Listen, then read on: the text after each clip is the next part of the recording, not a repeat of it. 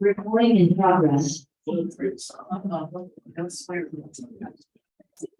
Yeah.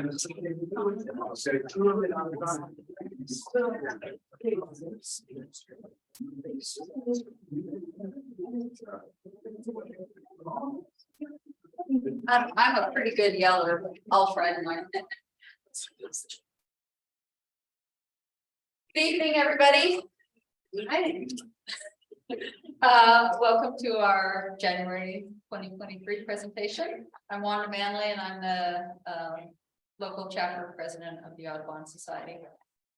So to get things off, start things off, we usually do a quick run through on what's happening this month. And of course, we have our meeting tonight. On Saturday, Grant will be leading a birding trip where? Undetermined at this point. But it'll be local because the scheduled trip to Colorado was a little dicey with the weather forecast. Yeah, it'll be somewhere around here. Okay, so look for that on our Facebook page or email. Same time at the meeting place, but just we'll make that decision. Okay, perfect. Next Tuesday, we have a board meeting out at the Laramie County Conservation District new building. If anybody would like to come and help. We're still looking for an education coordinator. We need a historian. We always need help. So please come on out to that. That's at 6:30. The 27th, Chuck will lead the country club monthly survey. That starts at 8 at the country club, and Chuck's contact information is in the newsletter. So that kind of takes care of things upcoming. I'll get rid of that. My husband, who many of you know, works for the state engineer's office, and DEQ has provided him with a couple of things that might be of interest, particularly for those of you who live out of town.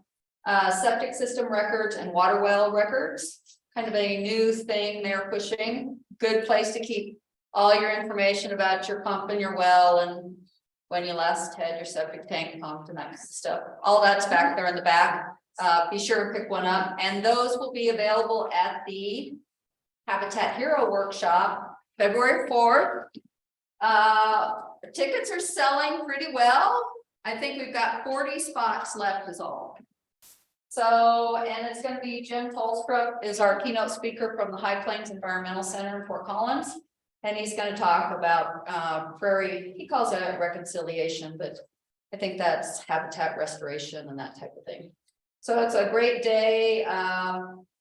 Rex Lockman from the Conservation District is going to talk about a project that Audubon worked with the Conservation District, and it was called Native Prairie Island Project. And we went out and procured a grant, and then we bought a cedar and native seed. And then anybody in the county that wanted to seed a small acreage, particularly on new construction, we provided that service for them. They could come and come and get the seed and come and rent the cedar. And the cedar just pulls behind a four-wheeler, so it was really accessible for most everybody.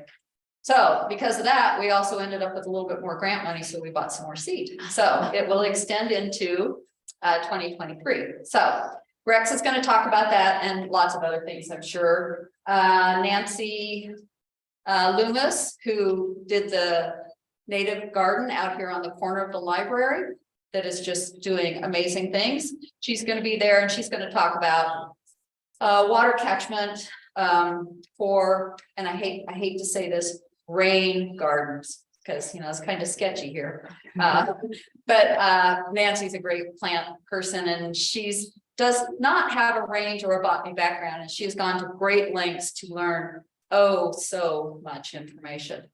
And she's also got a little project going with LCCC where we've acquired a couple of those median strips where typically LCCC just mows. And Nancy is entering into an MOU with them, and they're going to stop mowing. And we're going to start using that as an educational platform for photography, range, natural resources, whatever. And I'm going to kind of let that go like it should. And she has already found a threatened species out there. Just one. And I always say nature never occurs in singularity, but we've only found one. So who knows? So that's it for the next couple of weeks. And I'm going to have the library introduce Bob because they provided the refreshments and they always provide a great venue. And, you know, we're very fortunate to be able to access this facility. So.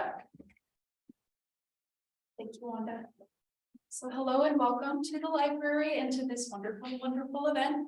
My name is Darian. I'm the adult events coordinator here.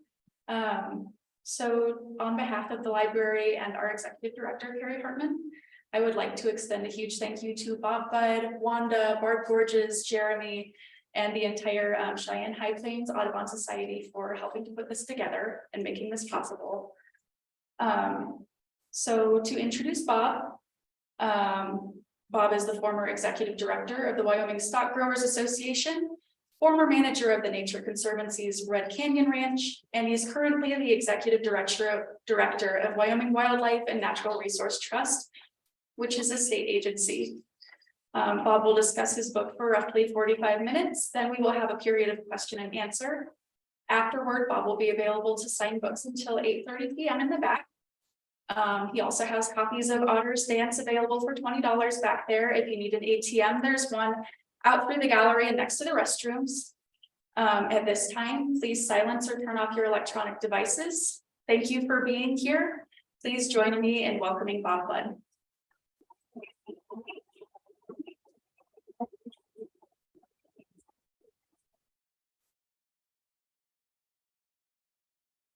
All right, here's the acid test. Work, isn't it? All right. Well, thank you all for having me. That's too loud. Thank you all for having me. I appreciate the opportunity to be here and share a little bit of this with you. As was said, I'm a fifth generation Wyoming native.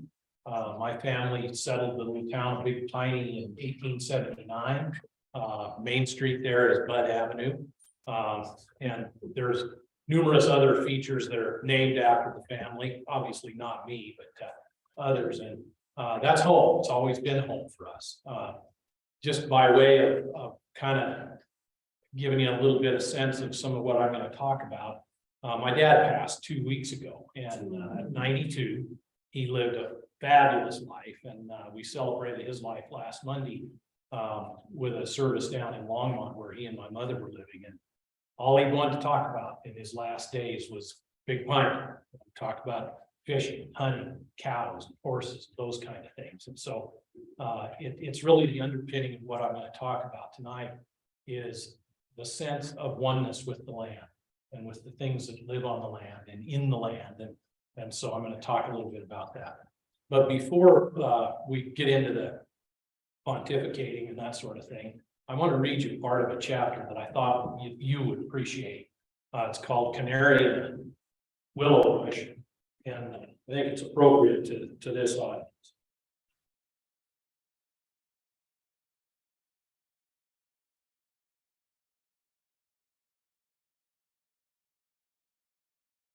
Most years, bluebirds come home to Wyoming on the 23rd day of March.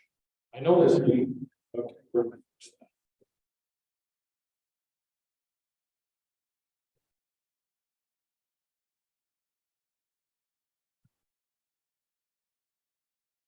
see if that isn't better. Is that better? Yep. Most years, bluebirds come home to Wyoming on the 23rd day of March. I know this date because I watched for bluebirds for decades on that very day, whether it falls on a weekend or in the middle of the week.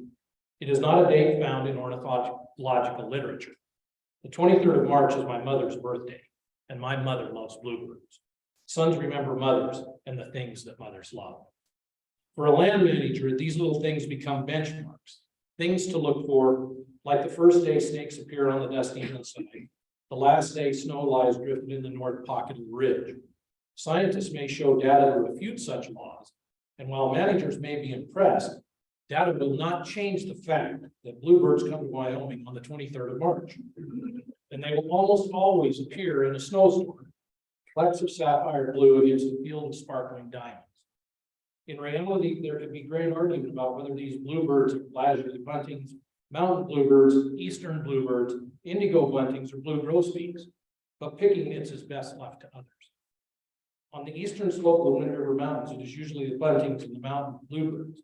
In the Wyoming range, is almost always mountain bluebirds. In eastern Wyoming, the eastern bluebird is often the first one home.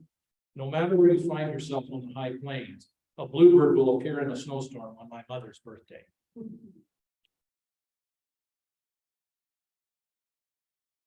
These benchmarks are important, and despite some of the silliness, they tend to keep us on focus. Why bluebirds? Perhaps because they tend to arrive in concurrence with the calendar change from winter to spring, in a landscape where the second season lasts only a day or two. More likely is their radiant cyanic color, something that is almost completely absent in terrestrial environments, save a handful of birds in the belly of lizards. After a lengthy season of browns and grays and constant snowfall, bluebirds in motion are as enticing as a swirling Mexican skirt. I'm not an ornithologist. I'm not even a good bird watcher. The birds I can recognize from their call are pretty much limited to goose, duck, meadowlark, and sandhill crane. If they hold really still, I can identify a lot of birds, or at least describe them enough to look them up later. I can tell a falcon from a buteo, but that has taken years. I've just always liked birds. More than likely, that is imprinted upon me like a gosling on a cat. I grew up with many wonderful, powerful women who absolutely loved birds.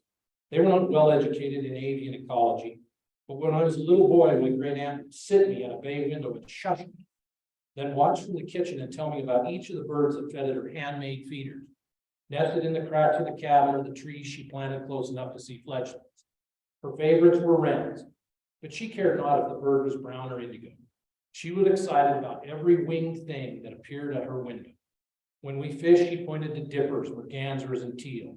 When we drove to town, she counted sage-grouse chicks and verbally shooed kestrels and hornbarks from the dusty road. Slow down, she would bark, and she would glare at me with her schoolmarm eye, and I would slow down even though the birds were quite safe. It took twice as long to go to town with Aunt Purple, what with dodging birds. My grandmother was a fan of the great horned owls that nested in a cottonwood outside her house for decades. My mother's mother loved wading birds and others that lived near the water. For Aunt Annie, it was desert birds. Aunt Sally adored rosy finches and any other birds that were red. Each of these seemed to understand and accept the fact that these birds came and went with the snow, and each was content with their role in the lives of birds. None had control over the fate of these tiny visitors when they departed in the fall, and as much as they cared, they understood they had no mastery over things that fly. The men in my early life also connected with birds, as much as they identified with plant and animal life. My grandfather called all yellow birds canaries, and I still do that once in a while, if only to aggravate ornithologists. Grandpa had a high school education, a love for the land, and a great affection for canaries. He could tell a black-winged canary from a yellow canary, but he adored both. One was a finch, the other a warden. Some would hasten to point that out to him, and he would take that as an insult, a means of putting him in his place. What could be the point in correcting a man who grew willows for canaries, who understood where they lived, and defended those habits in the face of science that told him otherwise? We will not make the world a better place for birds by sharing grass and death. We will not make habitat for birds by denigrating those who provide the habitat. We will make the world a better place for birds by engaging the innate sense people have for bright creatures in their lives, and by sharing a story of what these creatures need and like. Show a rancher a flycatcher and tell him what they need. Love knows no boundaries. Thickets will abound.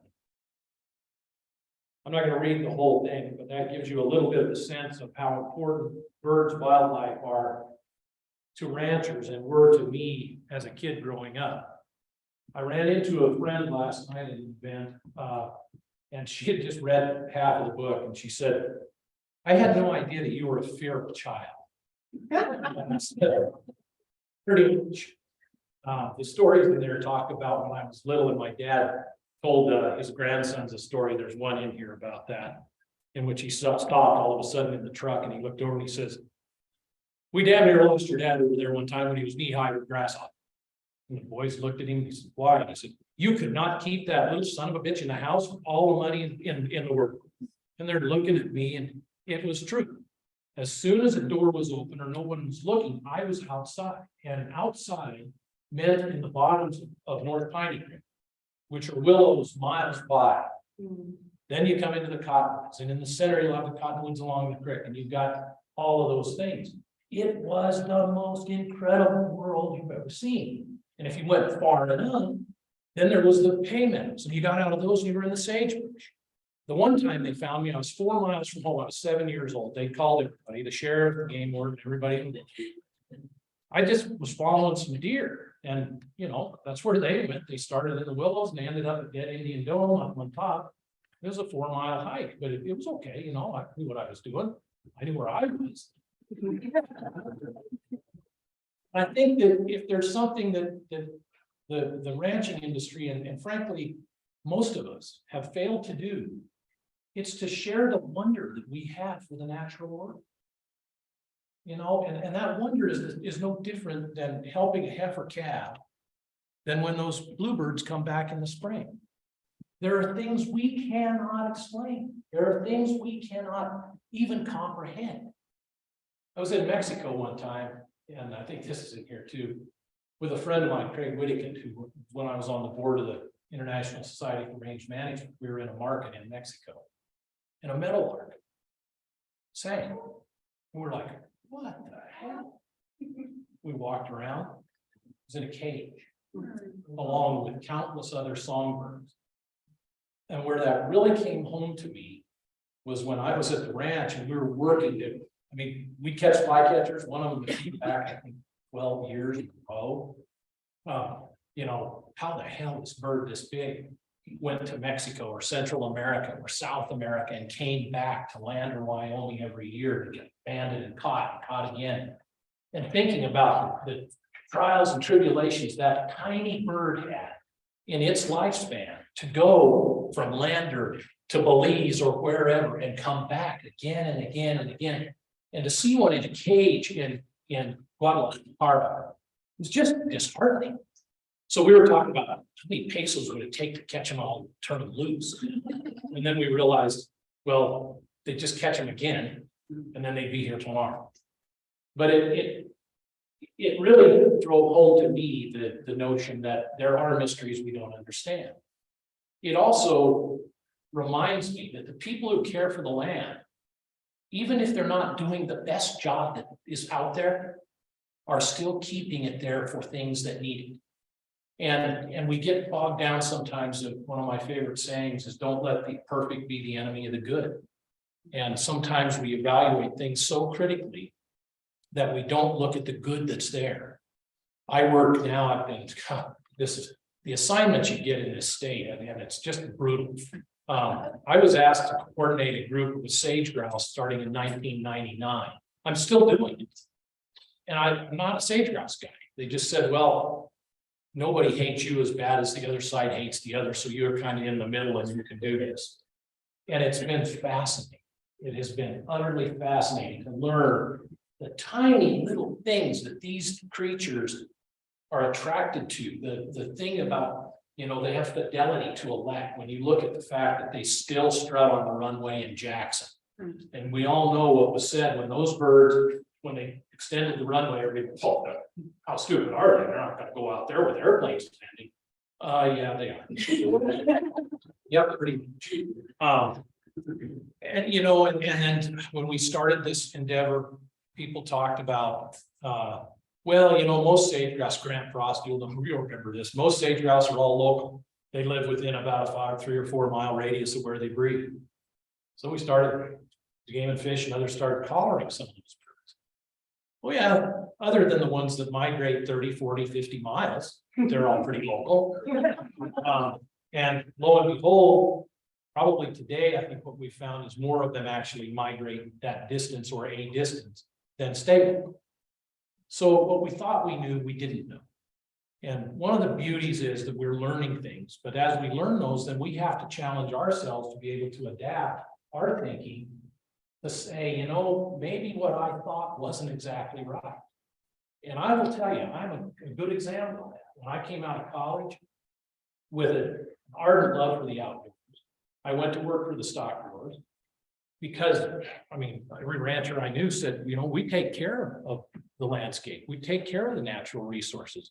We don't get credit for it. One of the things I found in my 15 years there is the reason they didn't get credit for it is because they never told anybody what they did. And you know, if I went there just as a citizen, the first thing they want to show me is the pond they built for the ducks. They want me to see all the green winged teal they have. They want to go out and show you where the sage grouse is at. They want to do those things.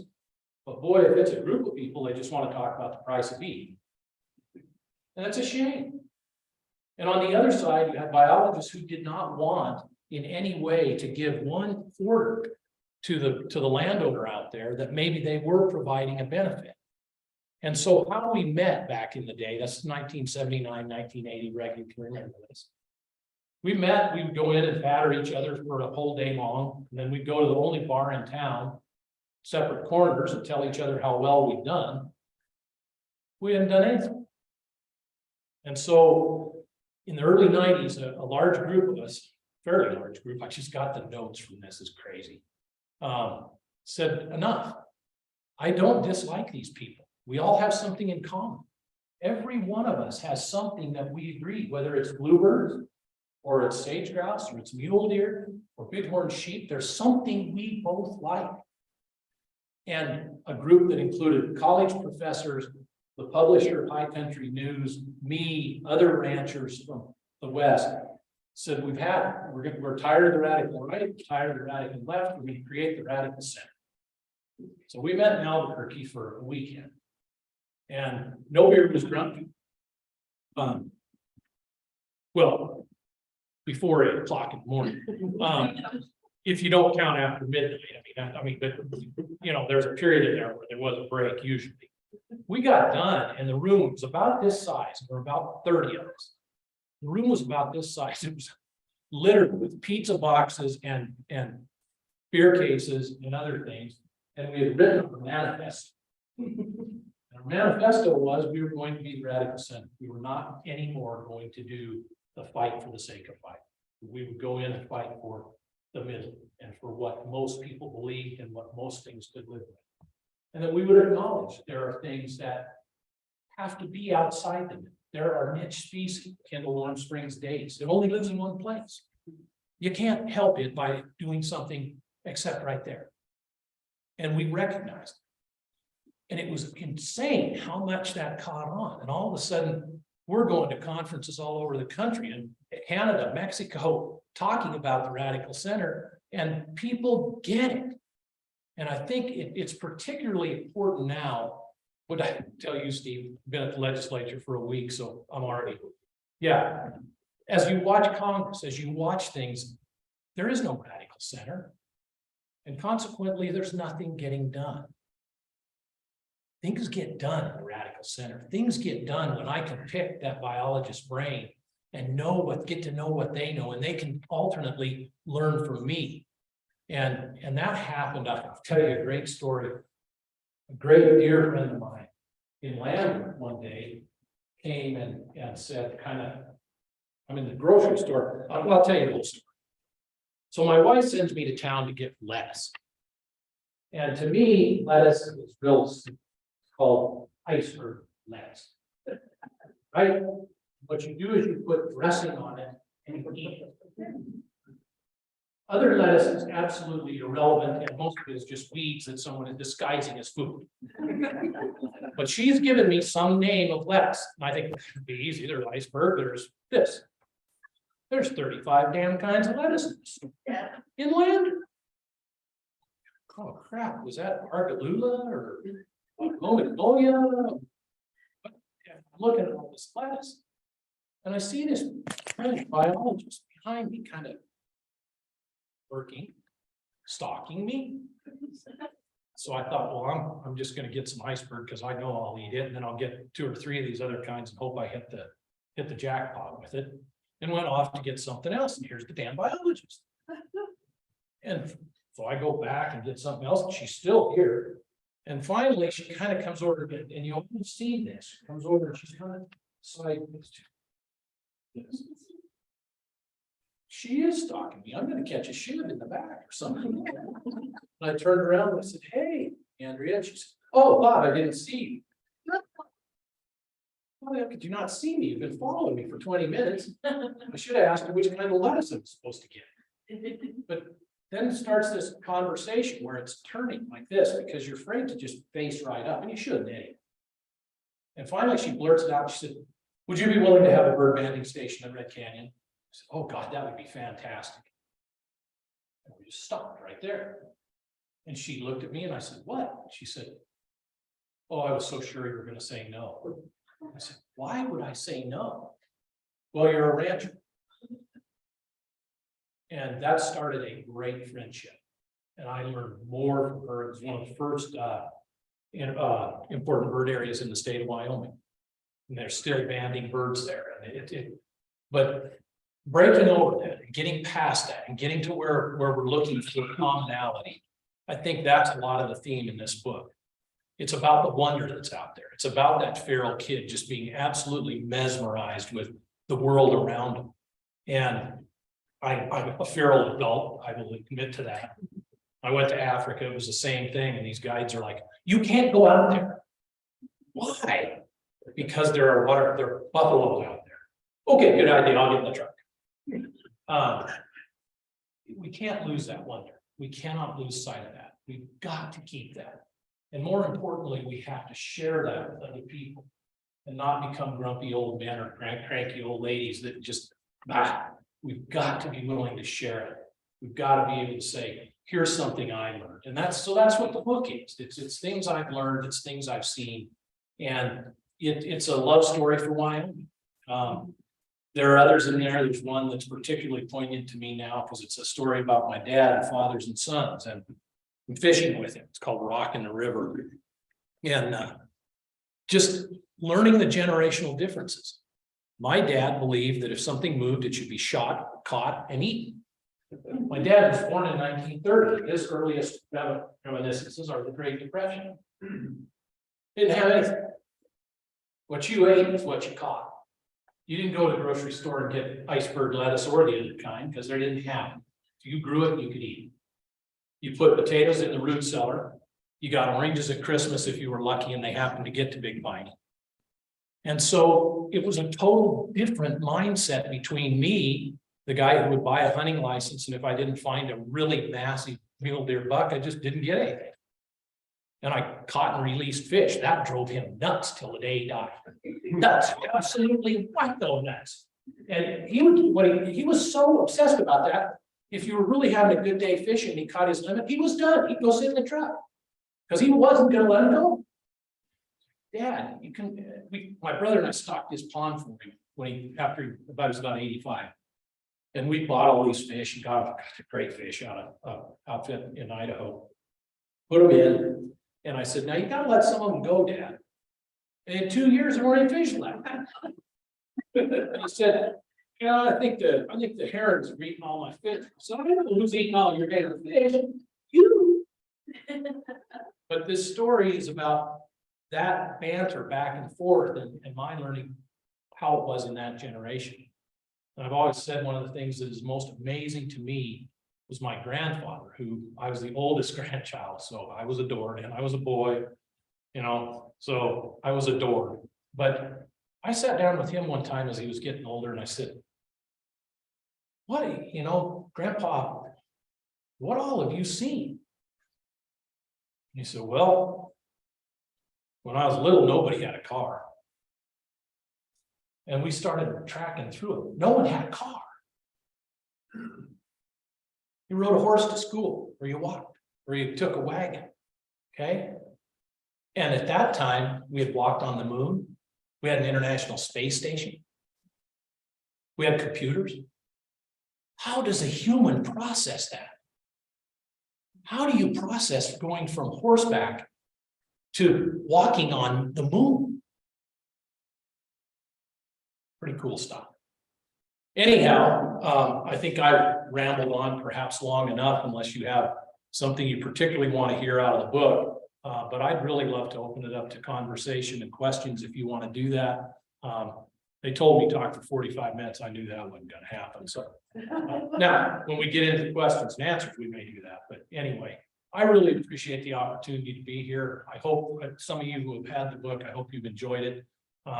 It is a love story. It was fun to do. One of the first questions I always get is, how long did it take you to write it? The answer is 30 years. The first shred of this was actually a series of chapters I did in a book called Ranching West of the 100th Meridian, which was one of the first conferences the Radical Center put on. And a book was published. And one of the editors kept bugging me. He said, you got to put these in a book. And so a year or two ago, I said, okay, Mr. Smarty Pants, I don't have time to go sending letters to all of these publishers. And I can't, I'm getting old, I can't deal with rejection anyway. He said, I know one that might like it. I said, okay, fine. A week later, he calls me and he says, there's an email. You need to send it to this Patty Mayer.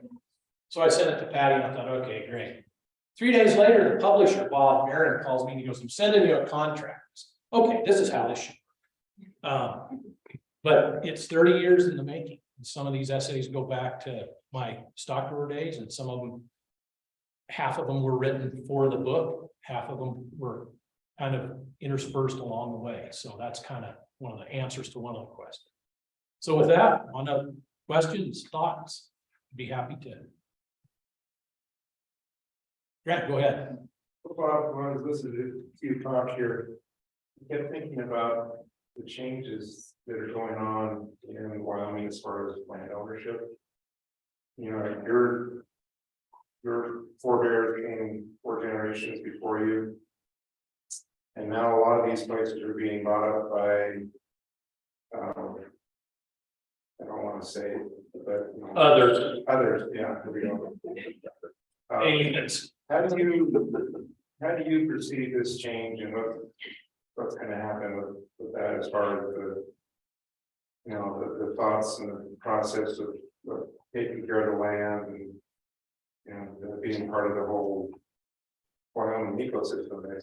So I'm going to read you a passage out of the title essay in here, because that is a lot of what this book talks about. And the background on the story is Otters Dance came from a day. My son was boys were really good baseball players. My kids were all good athletes, college level athletes. And we were coming back from a baseball game in town. He had pitched incredibly well, and they lost 1-0. And when little kids lose 1-0, they're playing high level of baseball. And so he was pretty downtrodden. I think he was 13, you know, he was kind of in the the pre-puberty period and everything else. And I'm trying to coach him out of it a little bit, not getting very far. And all of a sudden he looks up, he says, holy shit. And I'm like, God, now you're just gonna start swearing. And I look over where he's pointing, and I'm like, holy shit. And it was 2 adult otters and 3 little ones up this little creek. They're just undulating like a wave. They're coming up the creek that we had worked so hard to restore. I mean, it looked like this when we started. Now it's got willows that are 12, 14 feet high.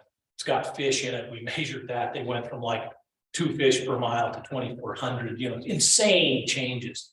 And here are ours, which is the absolute indication that you've achieved it. That, I mean, there's a top level predator in a system on a creek that's no wider than this that are living there. And it was just transformative. So I need to find this passage, but what I said is, if I don't find it, I won't. So I'm not going to find it that quick. What it argues is that in agriculture, historically, it's always been viewed as a business, right? And so when we view businesses, and think about this, when we lose the local bookstore here in town, it isn't just a business fail. We lost a place where we met our friends. We lost a place where we had conversation. It's not just dollars and cents. And yet ranches are viewed in terms of dollars and cents. The signals that go to a rancher like Jay Butler over here, what your signals are: cattle prices, hay prices, costs, that go into that. Bobby Simmons in the back, same thing. That's what you are viewed as, and that's what you're talking about. So my argument in Otters Dance is, why have we not, if we can go to the moon, if we can invent a computer that will fit in your back pocket or on your wrist, why have we not figured out to create markets for the things we maybe value higher than any of those others? When do we start paying landowners or compensating landowners for providing habitat for otters? When do we start to figure out how much it's worth to have willow flycatchers? And I think that that's the change that has to happen. Right now, what are the signals out there? I said this the other day. The signals are price of beef, price of lamb, price of wool, price of hay, price of wheat, value of the land for wind farms, value of the land for solar farms, or subdivisions. Which of those are not really very good for canaries and willow bush? Which of those are not good for sagebrush? Which of those are not good for mule? So we've got to figure this out. We've got to start looking at ways to do that compensation. And the good news is we're working, and I think most of you know, Wyoming's always been at the forefront in conservation. Even when we were fighting, still at the forefront. We've got a tremendous game and fish department. We've got tremendous environmental protection in this state.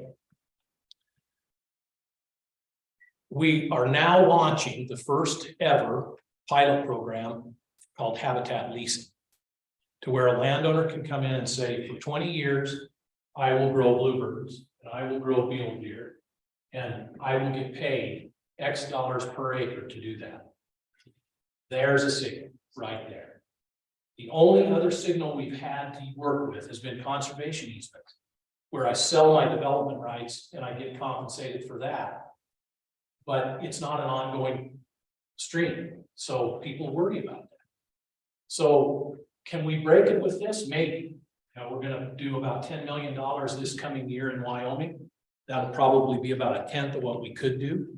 It's going to be focused on migration corridors for deer, because we've identified those and said these are discrete areas that we can do this. And that's going to get launched here probably in February. So there it is. We finally got a chance to do it, but it's a long answer, Graham, but that's where I think we're at. And the other thing I think is that's sad. A lot of the kids who want a ranch can't afford it. Just flat out. You can't afford it. Who can afford to buy a ranch and then pay for it for cows or sheep? Nobody. Yeah. I was thinking about a question to ask you, and I was going to ask you something along the lines of that.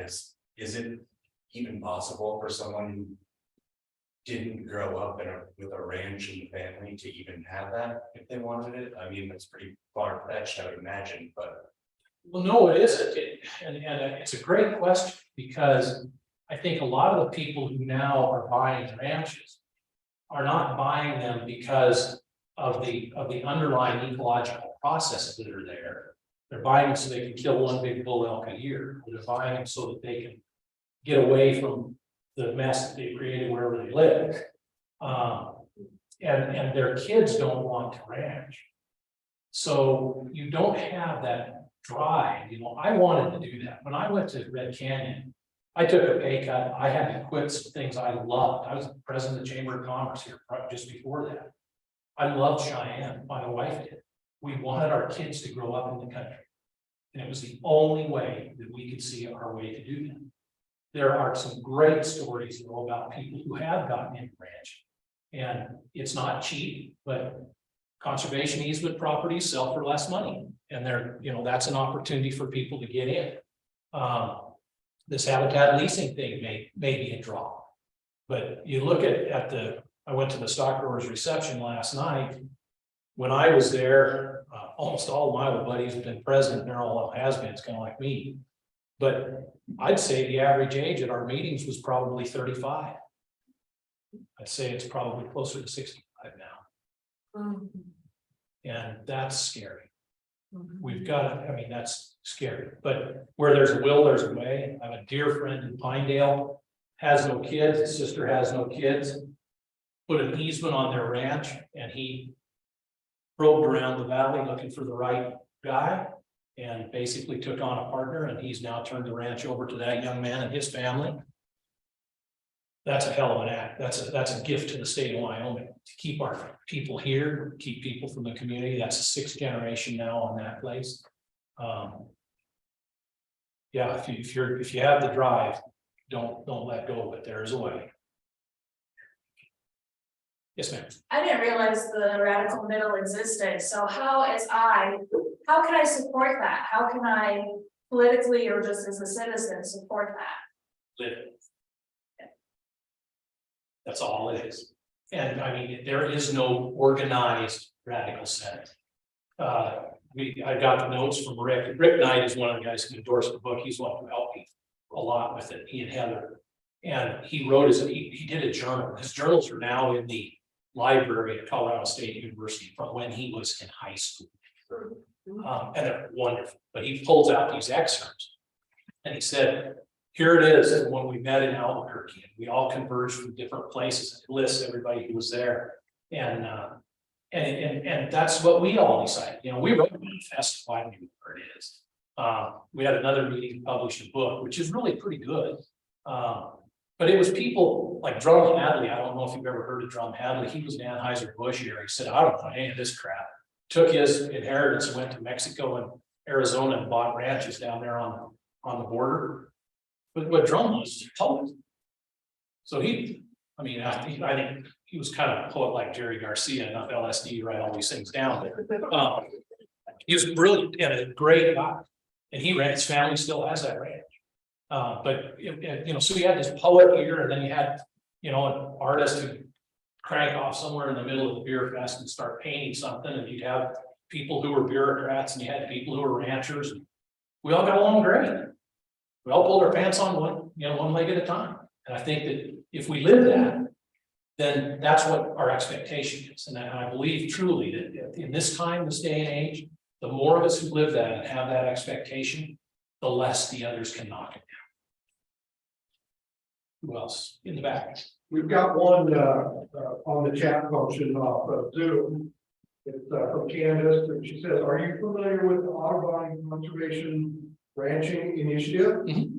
And how can you convince ranchers to participate in a program like the Habitat Leases and or Audubon Ranching Program?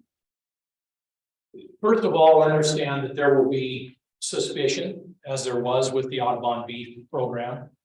And the suspicion is that if I get into something, and believe me, the people who are ranchers in the room can tell you this.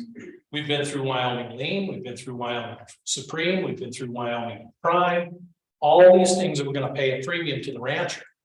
Well, the rancher got in and the premium never existed. And so they got very, very hesitant about getting into some of those things. The way that I think people get into it is when you remove it can't be bureaucratic. It's got to be straightforward, right? If you have the habitat and the price is $20 an acre and you want in, you're in. And I think that's been the biggest problem with most of these things, including the Audubon program, Ranching for Nature, all of those things, is that we overdo the analytical side perhaps, and we overdo, one of the things that it's taken a long time to get through is the notion that someone out there who's providing habitat, in order to be compensated, has to provide more. People call it lift. They have to have lift. They have to give you more than what's there.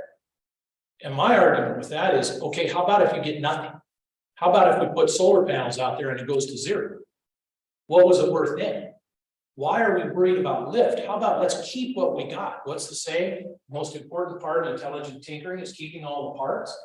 We can't keep all the parts if they're gone. And you don't have to look, just drive from here to Chugwater and you see exactly what I'm talking about. Some of the most pristine short grass prairie, mixed grass prairie on the continent. And it's getting gobbled up one at a time. And when it's gone, it's gone. Not making any more land. These are ecosystems that go back thousands, tens of thousands of years. You can't reinvent them. Yes. So what would you say is the hardest part about managing land sustainably? Well, the variability, the weather, I mean, all of those things. markets are part of it, but honestly, the heartbreak in ranching or in managing land, it doesn't matter whether you're with the BLM, Dwayne, or whether you're me running a ranch. You go along, you get everything lined up. Dennis, you've been through it. Everything's humming along. You've done all of your range surveys. Everything's meeting healthy standards, and you hit a 5-year drought. You have no control. And a recent United States Geological Survey report came out talking about sage grouse. And one of the things that they acknowledged that I thought was really good, and again, it's back to that radical center concept. They said, look, here are the things that are having impacts on this species. And here's this tiny little list we actually have control over. So if you think you're going to save them by controlling things, you're wrong. What we have to do is think about, what do we do in extended drought? Where do we find drought relief? What do we do that doesn't force us to make mistakes that we pay for decades into the future? Those are the kind of things we have to think about. And you can imagine that's not easy in political circles, even when they're not divided, to have those deep conversations about, well, what does it take? You know, what does it take to get through drought? What does it, how do you restore something after flood? How do you deal with those kind of things? We all talk about when the asteroid hits. Hell, when the asteroid hits, it's pretty easy to take care of that because you aren't going to be here to worry about it. But a 7-year drought, that's tough. Yes, ma'am.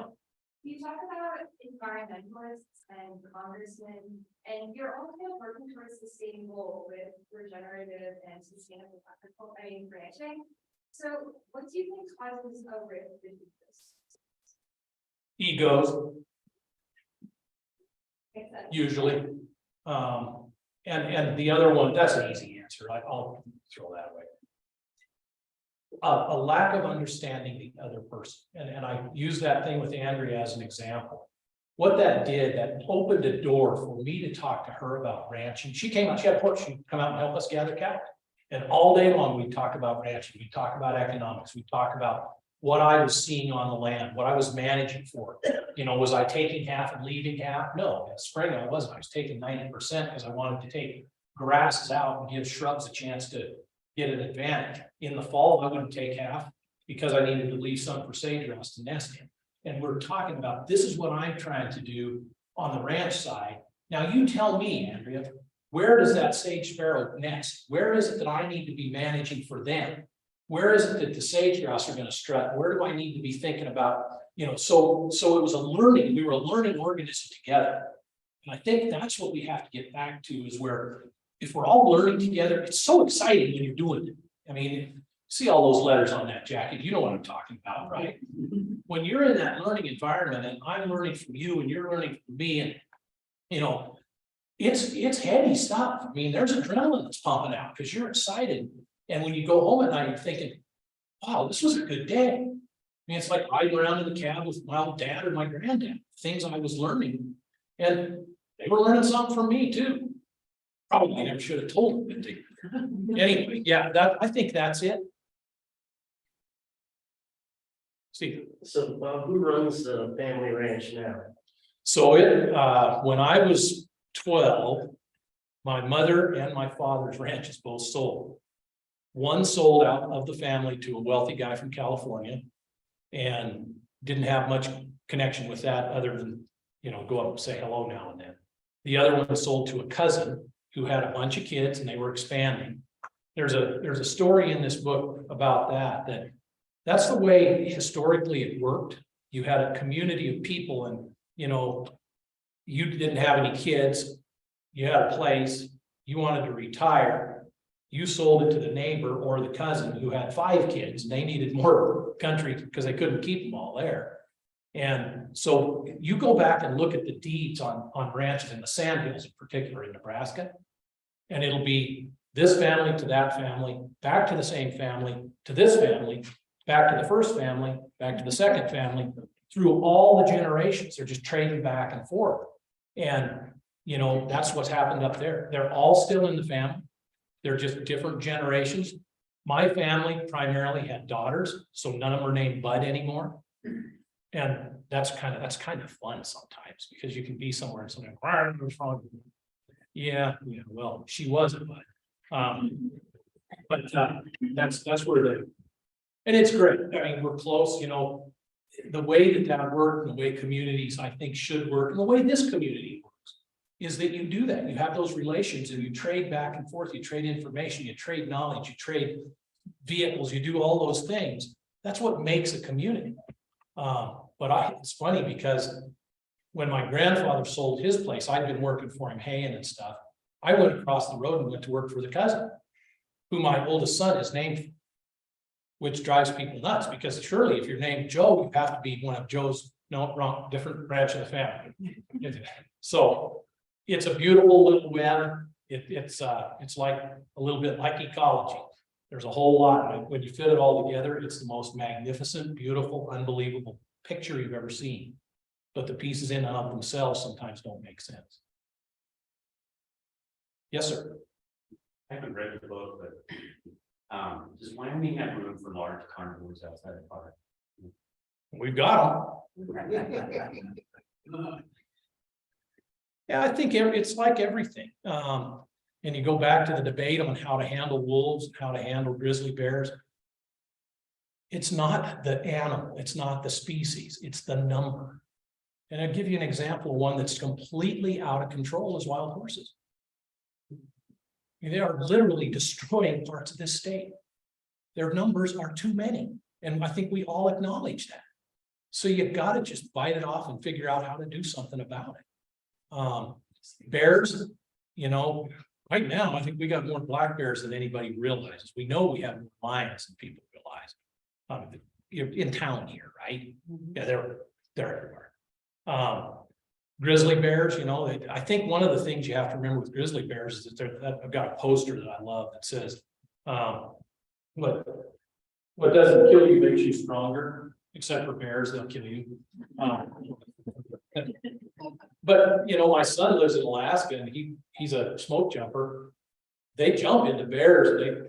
One guy's the bear shooter for the day, that's kind of their job. And if they don't get acclimated to humans, if you don't treat them like humans, and there's a certain number we can live with. And frankly, I think we're living with a lot of those. You want to compare us to other states in the lower 48? We got almost all the pieces still here. Don't go south because they don't. Other thoughts? No. Bob, can you talk for a second about the current pending legislation that large project funding for the building RT? Is that something that maybe we'll weigh in on? Or? Sure. So what I do in real life, my day job, I get a glass of water. I'll just grab it. Get it for you. Thank you. As we fund projects all over the state, the state of Wyoming has put in about 120 million in the last 15 years into habitat and habitat restoration, conservation easements, some research, overpasses, underpasses for wildlife to get over and across highways. That's what I do for my day job. We have over 140, thank you, over 140, I think it's 150 now, partners that we do that with, including Audubon, Elk Foundation, Muley Fanatics, BLM, Forest Service, conservation districts, game and fish, all, and we do about 60 to 100 projects a year. The biggest one we've done was $4 million. The littlest one we've done was $500. And so every year, if they're over $200,000 on our end, we have to take them to the legislature for their approval. So this year we have one of the biggest bills we've ever had because of inflation. And included in there are 3 unbelievable conservation easements. They're 5th, 6th generation families. One's in Crook County by Devil's Tower. One is in Sheridan County and on Wolf Creek. And the other one is over on the Platte River on the northern or the southern reaches of the Platte River. We're doing we do a lot of river work. And so, excuse me, we have one Lakeview Canal up in Park County, which is replacing an old diversion that captured as many as 40,000 fish a year in a canal. Now those fish will all get dumped back into the river. So the irrigation will improve, that helps agriculture. The fish will go back in the river, that helps tourism and the fish a lot.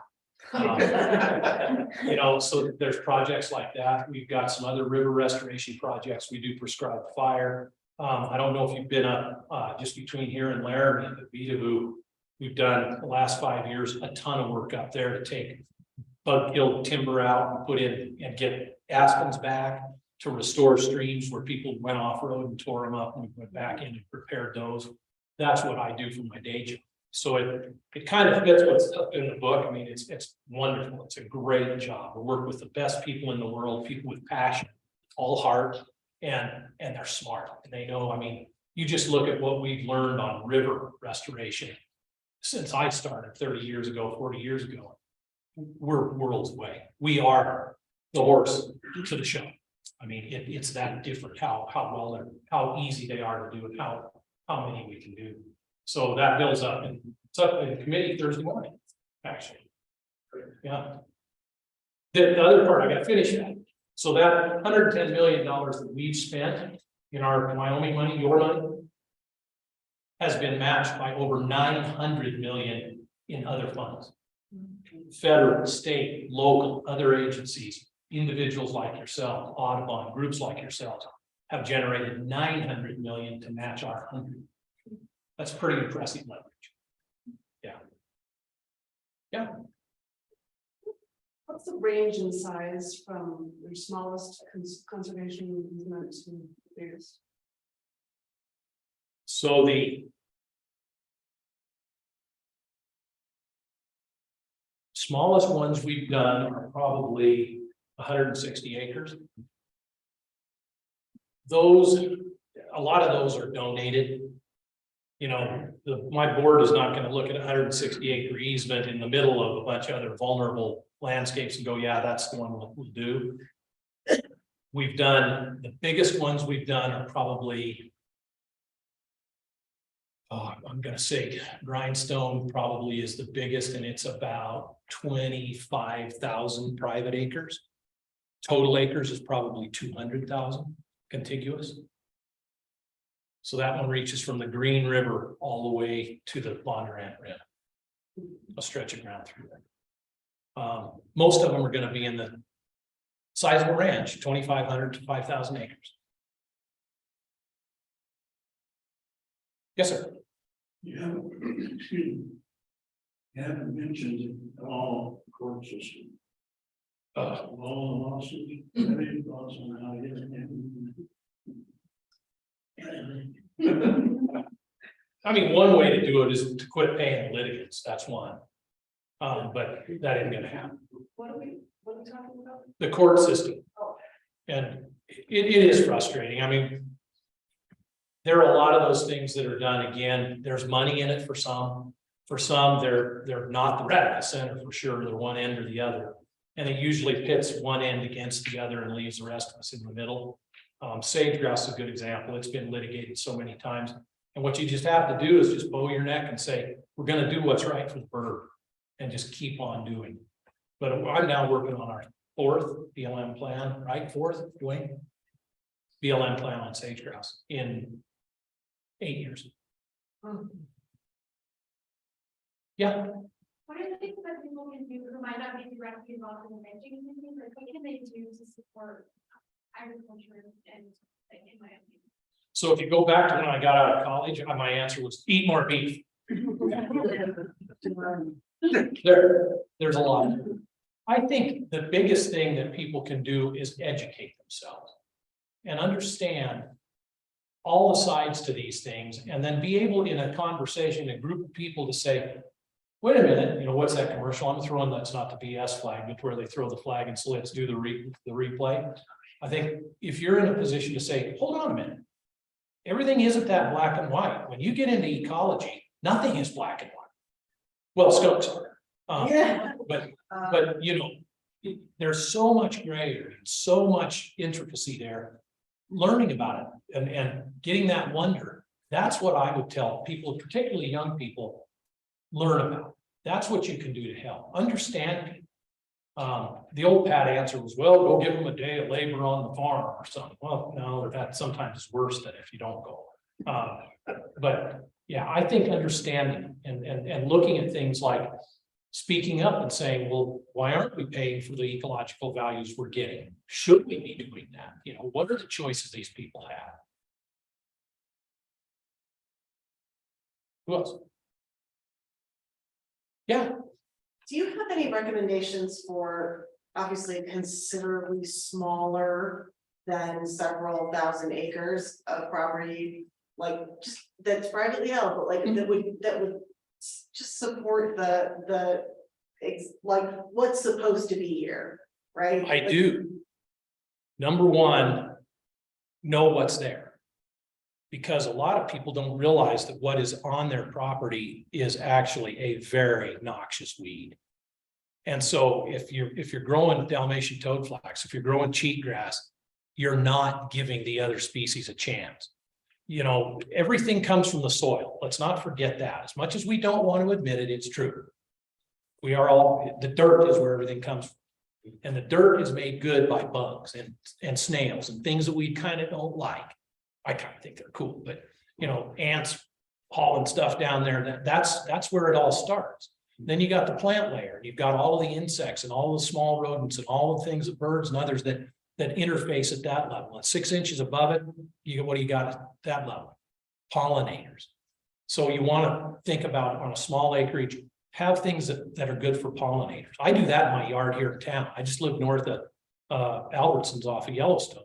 Yeah. And we've got thousands of bees, probably 20 or 30 different species. And it's just stuff like milkweed and you know, stuff, and make sure that you have cool season and warm season plants that the pollinators can use, because the pollinators are what the birds eat. You know, so look at that system and say, what would have been here? How do I retain at least a piece of that? And if you do that, your neighbor does that, the next neighbor does it, and then it's a ranch, 5,000 acres. Yeah, you're contributing. Yep. Somebody else over here had a hand up. Jay. You know, a point back on the compromise and being in the middle. We've tried to maintain a very conservation minded ranch, and you know, we've had thousands and thousands of dollars come in from habitat improvement through NRCS and conservation stewardship program. And it really has helped the land become more healthy. However, on the other side, up against some huge financial crises, we've benefited. We would have sold the ranch if we hadn't have had oil and gas and now wind energy on the ranch. When my mother gave her half to the off the ranch brother and sister, and I had to buy 50% of the ranch, there was no way I could do it with cows. It wouldn't happen. And currently there is a lawsuit, Western Watersheds and Powder River Basin Resource Council is suing the BLM plan for oil and gas development in Commerce County and Powder River Basin. And some of that is on a ranch. And without those kinds of oil and gas dollars, that agricultural ranch would have been sold to pay off the half of it. And it still might, depending on how things go in the future. It's a good point, and it does tie back into what I was talking about with those economic signals. If you happen to be where you are, you've got some economic signals that actually are pretty. You can work with oil and gas. It's pretty easy to work with now, as far as doing it in a way that's basically good for the ranch and good for wildlife.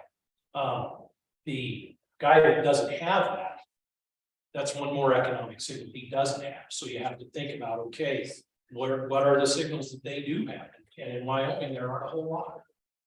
But yeah, you're fortunate. And I think that's a real legacy for our state. We have historically managed to develop minerals, to develop timber, to develop water, to develop things like that. And in the large part, not always, but in the large part, do it in a way that allows us to keep our wildlife and keep our agricultural heritage alive. You look at a lot of other states and it's gone. Certainly some of those dollars that went to pay for the thousands and thousands of sagebrush plants that we planted on our ranch for sagebrush habitat improvement came from oil companies. Yeah, oh yeah. Yep. What else? Yes, ma'am. In one of your stories, you were, had a conversation with some of the older ranchers in the area, and you asked them what the biggest change was. And I guess after a while, it sounded like it was pretty much consensus, it was water. Yeah. And I don't know when you wrote that or when you were talking to those people, but water is certainly. Well, I'll tell you when I was talking to him was between 55 and 60 years ago. Because I was a little kid. And there was a big generational shift that happened in our family. You know, my dad was the oldest in his generation, I'm the oldest in mine. And so you went to the funerals of somebody you'd never even heard of, except their last name was Bud, or it wasn't, because they were some other cousin. And you go and, you know, I'm a kid, a little kid. I'll tell you what, ranchers love dogs, horses, little kids, their wives, their daughters. And they would gravitate. I'd go out there, and if I'd sit with these old guys, I'd get extra candy, extra ice cream, extra pie, whatever, because I don't know why I was lucky enough to realize I'm learning something. And so I just asked that question almost rhetorically, what's the biggest change? And they sat there, and I think as I described it in the story, I said, if a dog had run through the yard, they'd argue over whether it was a cat or an camel. I mean, there'd been an argument. And they all just kind of sat around and said water. And if you think about it, the natural processes, the natural ecological processes that shape this state were grazing, fire, drought, those kind of things. You had people come in there. If you look at old photos of most of the valleys and communities around Wyoming, there's no trees. It's not because they cut them all down, it's because there weren't any. If you read Lewis and Clark's journals that describe what the North Platte River looked like, there were no trees. They were burning dung. And the river wasn't running in the fall because it was done. So their statement about water had to do with the fact that you didn't have as much conifer, you had way more aspen habitat, you had way more deciduous shrubs when they were young. That allowed that water to get into the soil and seep down, and so there would be springs. Guess what lives at those springs in the fall? Sage grouse. So you can kind of pack that backward ecologically and say, yeah, there's all this. Now throw on top of that, there is climate change. There's always been climate change. And are we in a dry period? Probably we are. If you go back and look at history of a great book called Horizontal Yellow by Dan Flores, that talks about the settlement of the Southwest. That was done at the wettest period in history. And so all the people who came there from Iowa, Illinois, used to a very measly, lot of rainfall environment, move into New Mexico. The grass is as high as their belly of their horse. They grew up really short horses too, but you know, and they so their new normal was what their old one was. And so they stocked it way too heavily. And all of a sudden, the wettest period in history is over. You got way too many sheep, way too many horses, way too many goats, way too many cows, and your system will crash. And that one probably won't ever recover back to what it was then, but it may not have any. So the admonition on water is that we should be thinking not just about, and remember John Denver singing Plant a Tree for America and all that crap. We need to think about how's the water get to the ground? And if it's a dense conifer forest, the answer is it doesn't. Yeah. Did you appreciate everything I had to say, young lady? Yeah. So glad to be here. What else? One more allowed.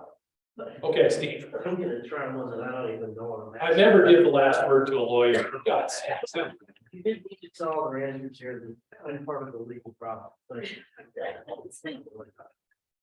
So we have rancher friends in this area who have talked to us about contracts they've gotten related to carbon sequestration issues. And Sue and I are completely lost as to what those contracts would deal with, how they would be, you know, when a rancher's buying or not buying when they sign those contracts. How does it affect the ecology of the ranch when they put all that carbon down Well, it depends a lot. I mean, this is a whole other program.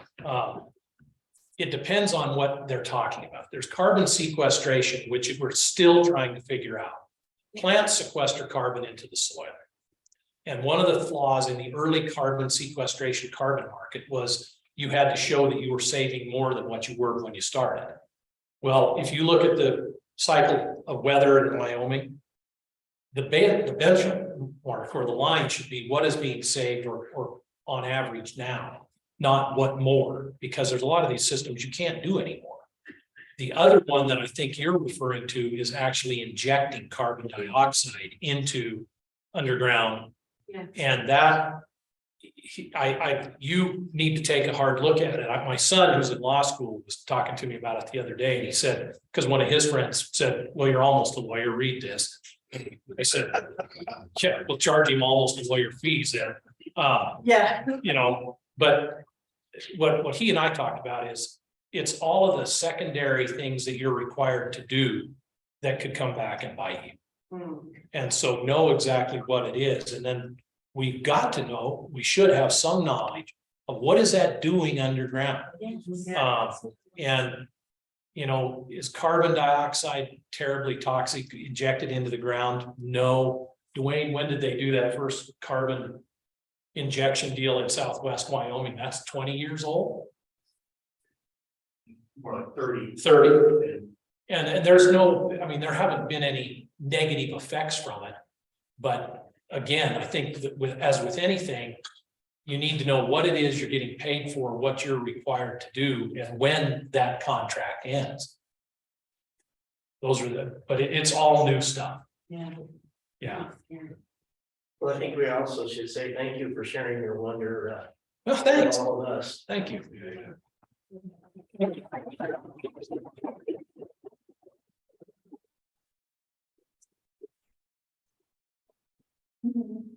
Anybody have anything else? Okay, I think Bob will be in the back with his book. Please chat. Thank you very much. And thanks everybody for coming, and have some cup of coffee and a cookie.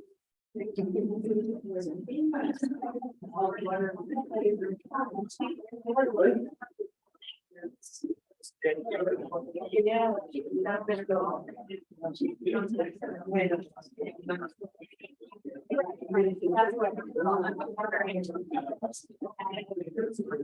what.